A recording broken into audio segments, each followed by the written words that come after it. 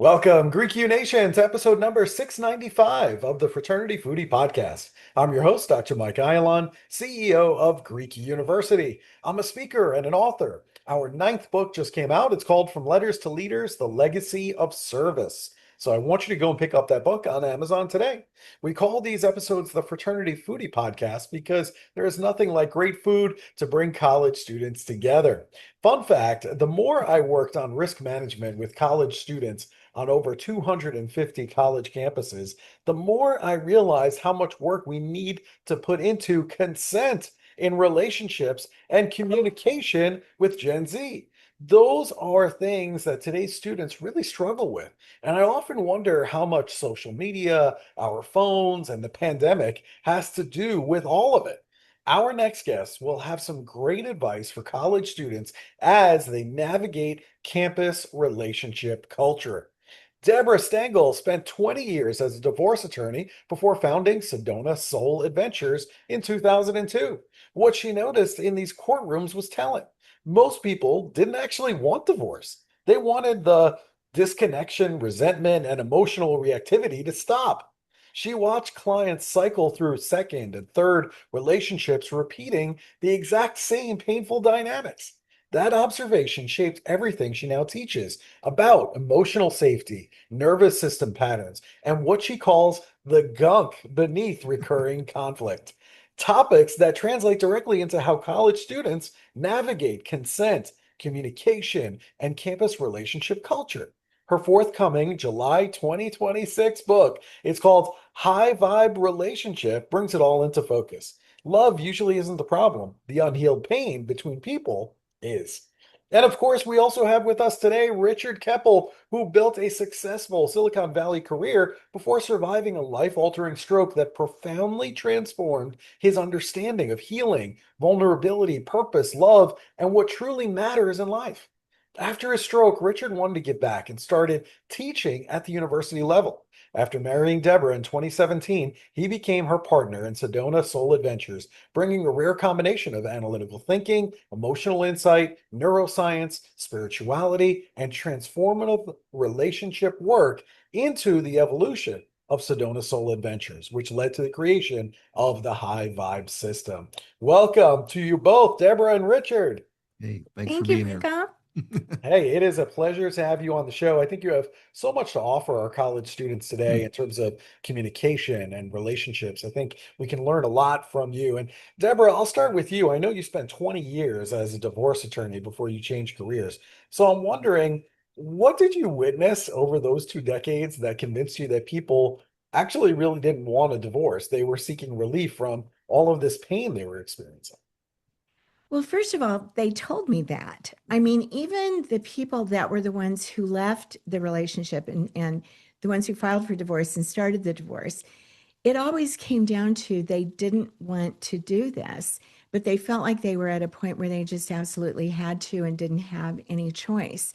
And the thing that I kept seeing over and over again, and you alluded to this earlier, I had a whole bunch of people that I did 3 divorces for in the 20 years that I was a divorce attorney. And what I kept seeing over and over again was they were marrying the same type of person. They just had a different name and a different face. And so it was really obvious. You would have women who had alcoholic fathers and they would marry an alcoholic man, and then they'd get rid of him. And then 5 years later, they'd be back in my office going, "Oh my God, you're not going to believe this. I married another alcoholic." And then 5 years later, the same thing would be going on. And what I kept seeing over and over again was they weren't learning the lessons of the relationship. They were not dealing with their own stuff. The minute that everything started happening, they'd point to the other person and say, "You're the problem. I'm out of here. Next." And then they would just recycle through that same thing over and over again and recycle that same pain over and over again. Ooh, well, you know what? We see the same kind of things in dating in college too. I think a lot Sure. of Of times course. I'll see both men and women really repeating the same mistakes over and over again. I'm like, have Hmm. you already seen this before? Like, and Their I'm like, friends see it. Their friends see it and you see it, but they don't see it. Oh, and They yes, don't of see it. course, it's both men, it's women, it's Yeah, everybody. right, We're all doing it. right. Yeah. You know, Richard, your journey, I think, is remarkable. You went from a Mm, Silicon Valley executive to a stroke survivor to now this relationship coach. That's remarkable work. How mm. did that experience reshape your understanding of vulnerability and connection? Well, it's an interesting question because, I was high in the saddle at the time. Just basically a couple of years earlier, my first startup went public. And so, everything was going for me. Three houses, fast cars, house on the beach, all that stuff. But there was this thing inside me that was nagging, that was just saying, this isn't really what you're here for. You're doing a great job, but it wasn't. And ultimately, the stroke was my wake up call. And the beautiful part about that, like many of the students we ask, and I was teaching college and asked the same questions, if you had all the money in the world, what would you want to do? So I was in that really interesting and unique position right then and there in coming back from the stroke of saying, well, what do I want to do? How do I want to contribute? And I went back to my roots and my family, which was very service oriented. I wanted to give back to my community. So I taught for 10 or 12 years. And then I found this wonderful woman on Match.com, which is another story. But the bottom line is that, I was able to, through Sedona Soul Adventures and now through this book, High Vibe Relationship, be of service to be able to take this information, this knowledge, this experience I've had, Deborah's had, and our clients have had, and put it in a way so that it will help people, young people, college students to older people, but help them really navigate this really tricky thing of relationship. And so that's kind of how I got to the point of being more open and more vulnerable. Yeah. Well, thank you so much for sharing it. And I love that you're trying to help people, but not everybody decides to write a book. I mean, I'm just wondering what inspired the two of you to write High Vibe Relationship, and why do you believe that that message is especially important right now? Well, between the two of us, we have over 40 years of working with couples, me first as a divorce attorney and then with Sedona Soul Adventures. And we just keep seeing so many people who are unhappy and disconnected. And, sadly, that is mainly what's out there. And so the thing that happens is we see what happens when people come to us through Sedona Soul Adventures, and we are able to just totally turn that around. And then in our own marriage, Mhm. we feel like we've kind of cracked the code, Mm. because it's if you are finally working on, and you have the commitment to work on yourself and to work on the relationship, then it becomes this thing of this high vibe thing, this joyful, happy, sexy, delicious thing that we all dream Yeah. about. And we've discovered that it's possible, and it's actually easier than you might think. So we want everybody to have that. You know how when you find something and you're excited about it, and you want all of your friends and everybody that you know to have the same kind of thing that you have? That's really where this book came Yeah. from. So, the college students who are listening right now, of course, they're all aiming to have a relationship like yours that is sexy, fun, all the things that you described. But the college students are just beginning serious Yeah. romantic relationships. They're not quite at the marriage stage. They're not even thinking about it. They're thinking about, let's Sure. go out tonight and let's have a good time. So, what are some of those unhealthy patterns that you start seeing during, those college years, recent college grads, Gen Z, that often Mhm. continue into adulthood? Yeah, well, one of the things we see, it doesn't really matter the age actually, is things of avoidance. Because what we find, certainly with today's technology, in fact, I was part of the technology revolution and actually building cell phones and stuff, is that people now use texting instead of face to face communication. And so, because they figure that I don't really want that hard sort of conversation, that difficult conversation, the one that could get kind of out of control emotional, they just text it. Or even worse, ghost you. And so those technologies have really not helped encourage people to have that one-on-one sort of conversation, which gets you down to the deeper levels we're going to talk about more in more detail, the gunk you referred to earlier. And the thing is, those things, the avoidance, the ghosting, the not willing to have the hard conversation, that's really at the core of Mm. what we are talking about, again, with everybody, whether you're young or old. No matter. But these patterns have already started.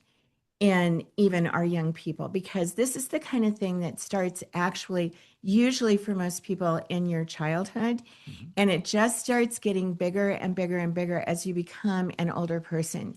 And so the stuff that starts when you're a teenager and when you're in college, it just gets cemented in. And so if you're not doing something about it now when you're in college, it's only going to get worse and worse and worse as you then get to the point where you do want to be in serious relationships and ultimately in marriage. Hmm.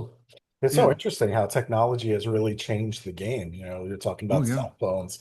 When I was dating in college, we went to the bar or a local Yeah. restaurant, and we would sit down and chat about, okay, Hmm. what do you want out of a relationship? What do I want out of a relationship? And see Hmm. if we can find some place of agreement, right? Right.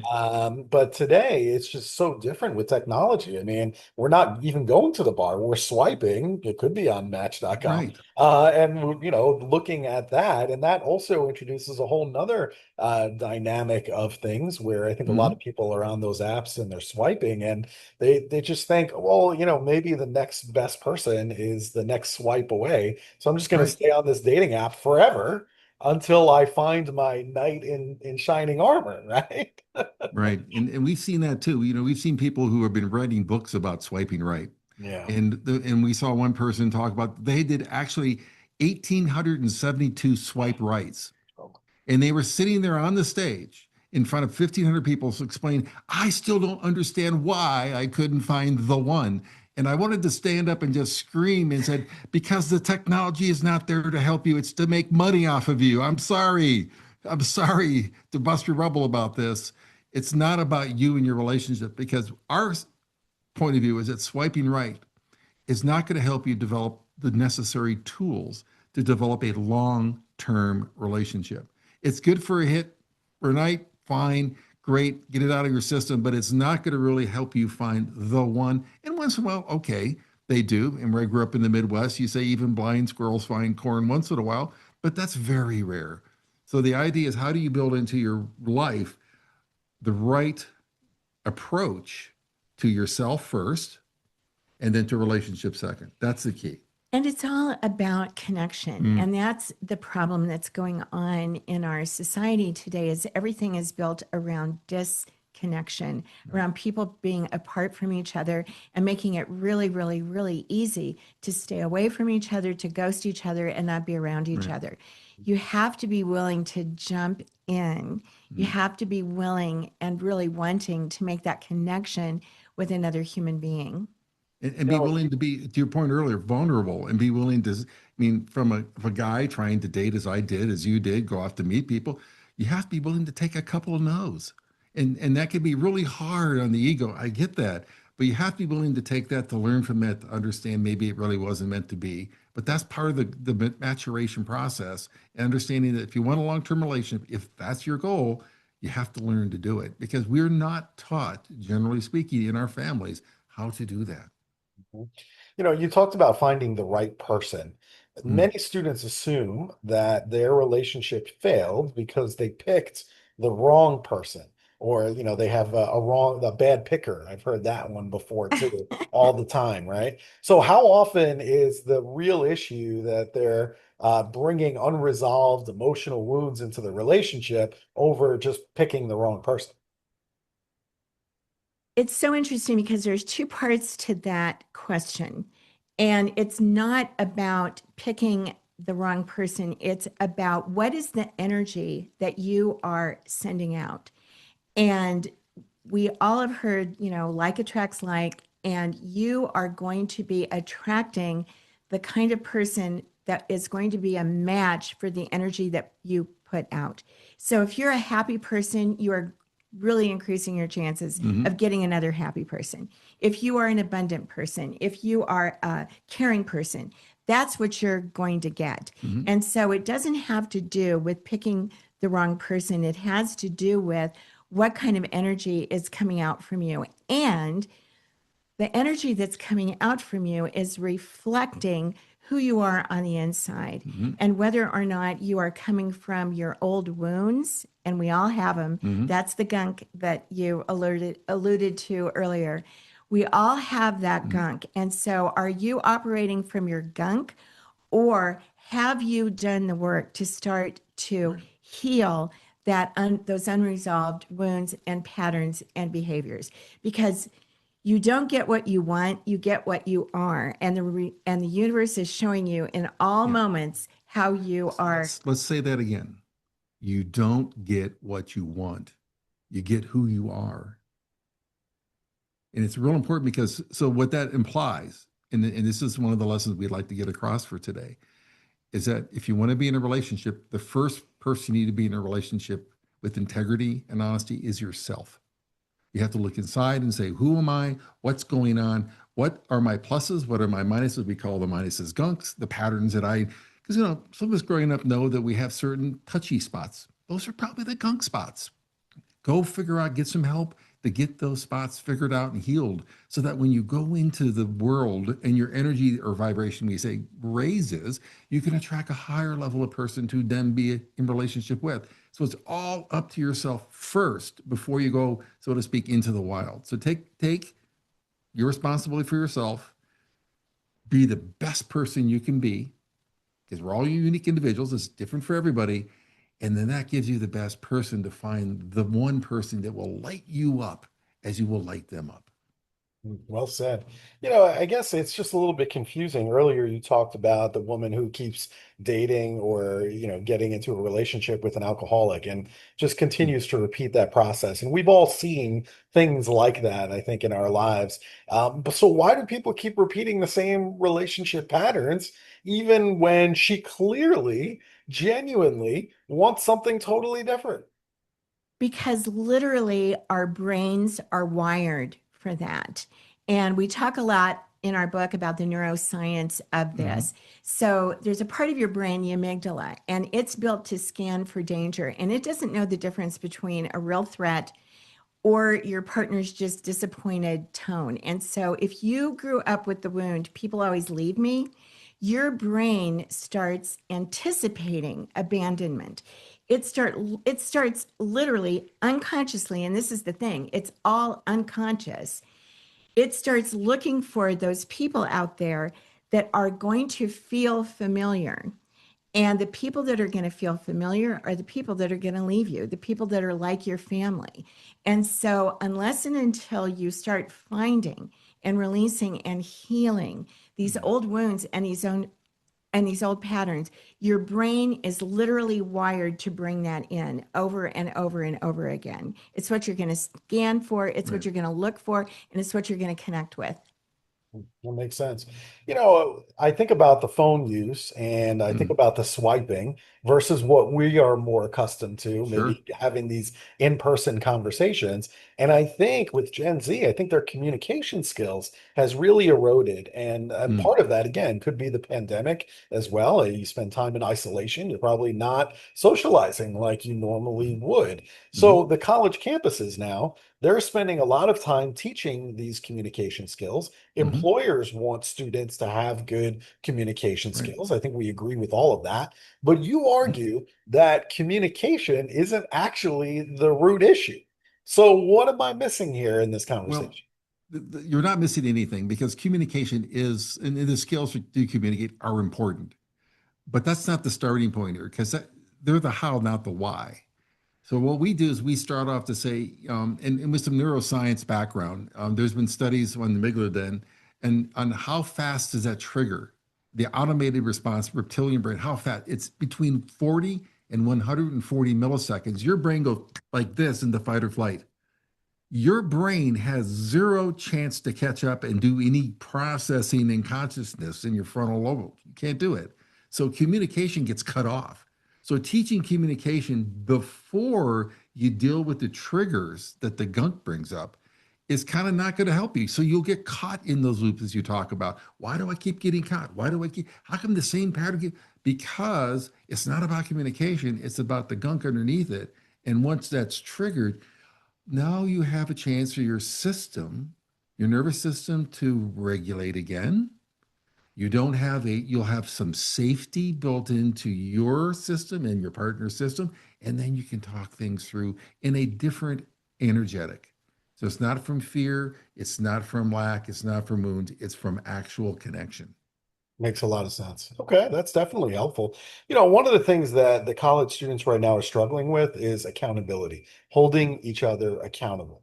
And many of these fraternity and sorority members who are listening right now, they struggle to have difficult conversations with their peers. That could be a roommate, that could be another fraternity or sorority officer, that could be their significant other, that could be their friends.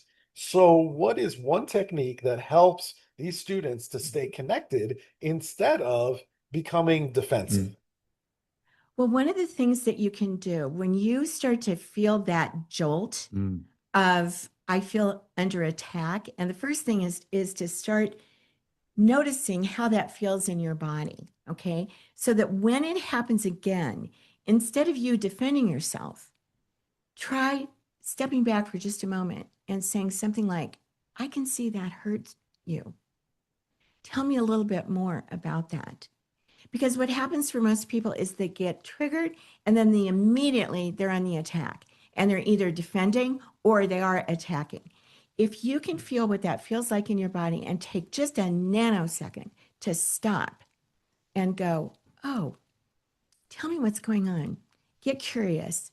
I can see that that made you not feel good. Tell me what's going on. If you can just do that much, it's unbelievable. It changes the entire game. mm, Very helpful. I appreciate that.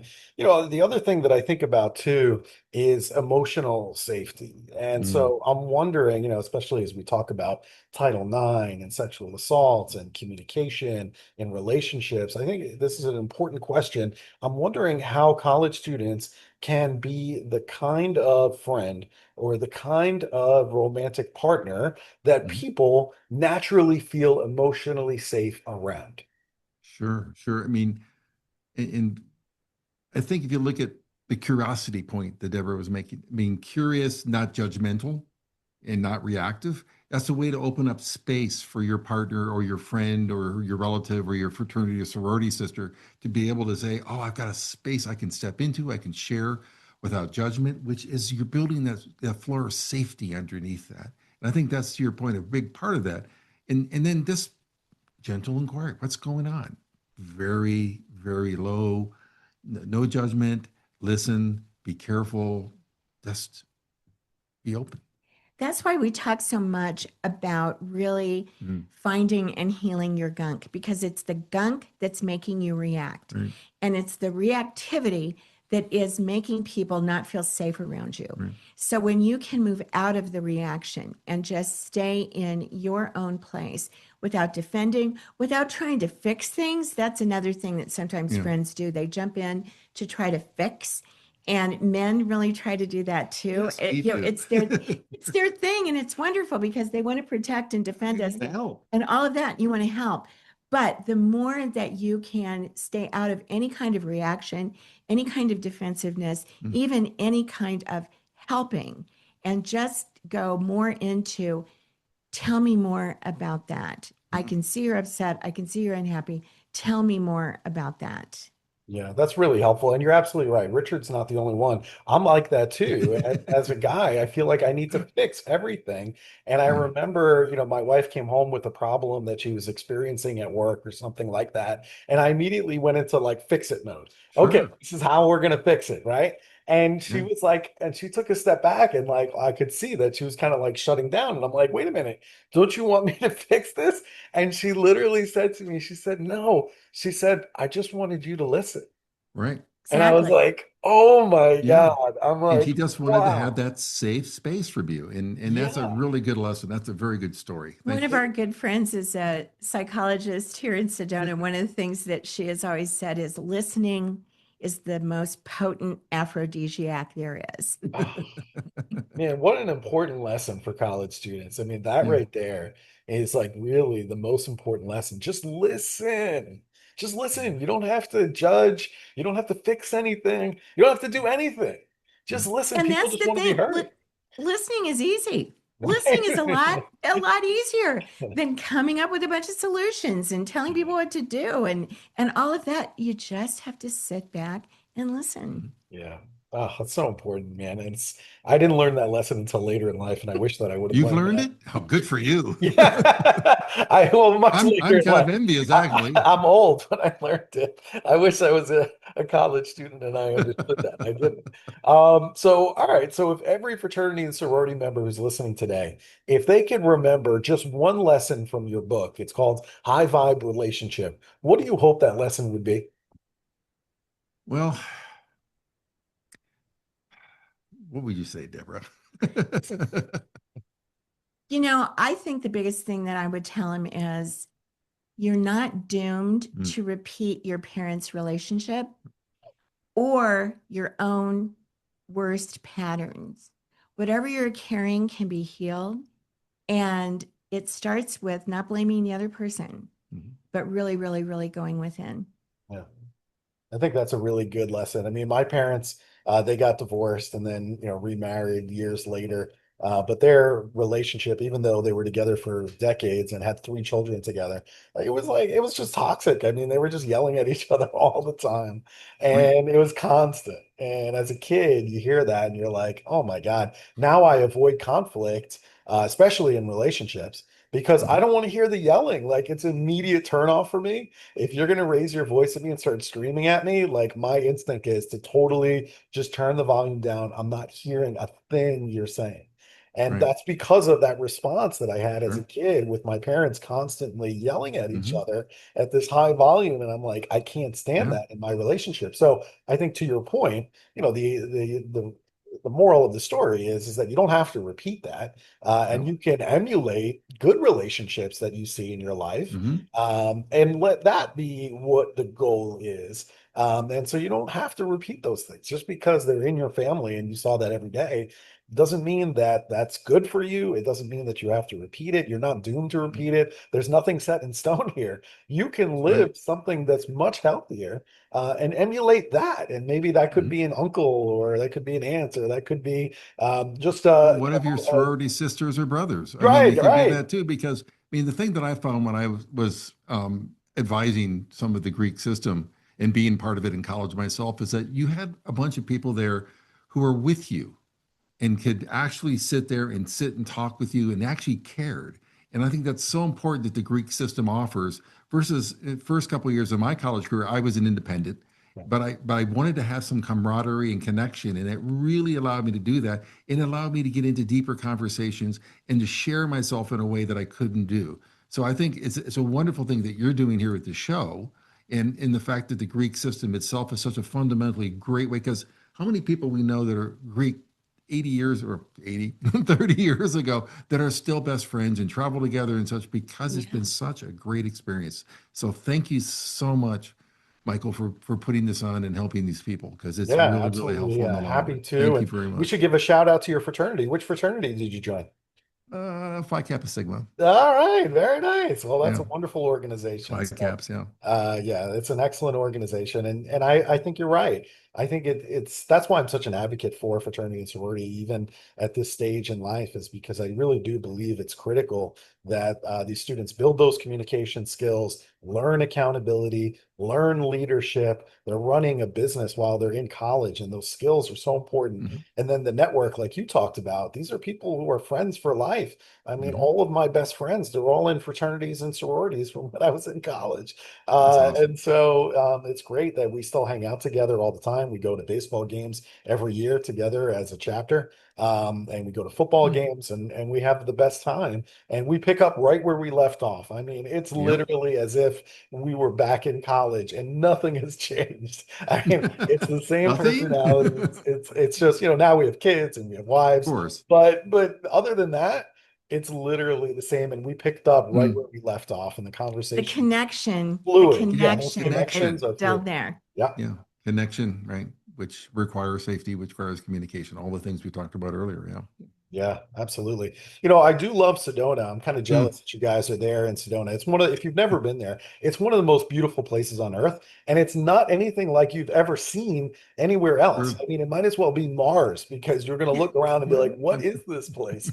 And it's stunning. It's stunningly beautiful. And it's a great place to go. And I think just to reflect and to Yeah. think and to write and to be creative. Mhm. So where do you guys go for a great bite to eat in town? Because I'm going to be coming back to town very soon. Perfect. Well, let us know when you come. We'll Sure. take you. So our favorite place is Mariposa. It is beautiful. It's fabulous. The Red Rock views are incredible, and the food is incredible.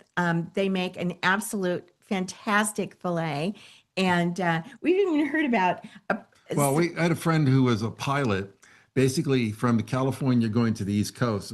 You know, he stopped in Sedona, got a rental car, drove literally about a half a mile to this restaurant, had a steak, drove back, hopped back in his plane, and then went on his way. All because the steak there is that good. So don't take my word for it. Oh, the pilots make And we also got married there Yeah. on their outdoor space surrounded by the Red Rocks. So it's just such a In fabulously beautiful And place. for us, because we work together, we live together. I mean, not everybody works with your partner as we do in books and businesses. We also then take that place as our date night on Friday night because at the end of the week we want to go. Let's just spend time together. Let's not worry about the business. Let's worry about clients and all this other stuff or podcasts or whatever. But let's spend time together. And we go there, and because we're regulars, it's just a wonderful, wonderful experience. Yeah, that's awesome when the waiters and the chef know exactly what you guys are looking for. Oh yeah, Uh, they there's do. something about that that's just a wonderful, There wonderful. is, right? Oh yeah, there's nothing better than that when they're happy Mm. to see you come in and they know what you're going to order before you even sit down. Yep. A glass of wine is waiting for you and it's your favorite. So yeah, Don't tell we our won't talk secrets, about that. small town secrets. I know the secrets already. I've been around the block. I trust you. But this has been awesome. I've really had a lot of fun with you guys, and I do think that what you're offering is just absolutely wonderful. So, for all of our college students that want to learn more about the work that you do, I know you have retreats as well, which I think is great. And also, so they probably want to pick up your book, and that's a great Mhm. place to start. It's called The High Vibe Relationship. Where can they go to learn more about all of this stuff? So they can go to our website, which is sedonasouladventures.com/couples. And that will give them all the information about the retreat. And also they could get the book there. The book's on Amazon coming out September 22nd. All right, September Yep. 22nd. There you go. You know what to do. Go out and get Mhm. that book, Mhm. sedonasouladventures.com. Make sure you go and check that out. This has been just a ton of fun. So I really do appreciate all the time that you're putting into this. I think it's great that you're selfless and you're just giving back to other couples and people who want to improve their Mhm. relationships, whether it be their friends or their significant other. I think it's just really, really great work. So thank you for Mhm. what you do. Well, thank you so much for the opportunity. We really Thank you, appreciate it. Michael. All right, it's my pleasure. And to our students, if you learned something today, and I know that you did because Deborah and Richard had such great answers to all of these questions today, I want you to share this episode with your entire fraternity or sorority chapter. I want you to take the link, put it in a group chat, share it on social media, so that way everybody in your organization can hear what Deborah and Richard have to say. So you never know who needs to hear their message today, and we know True. relationships are critical. All right. Well, thanks so much for joining us on the Fraternity Foodie Podcast. We'll see you on the next episode. Bye for now.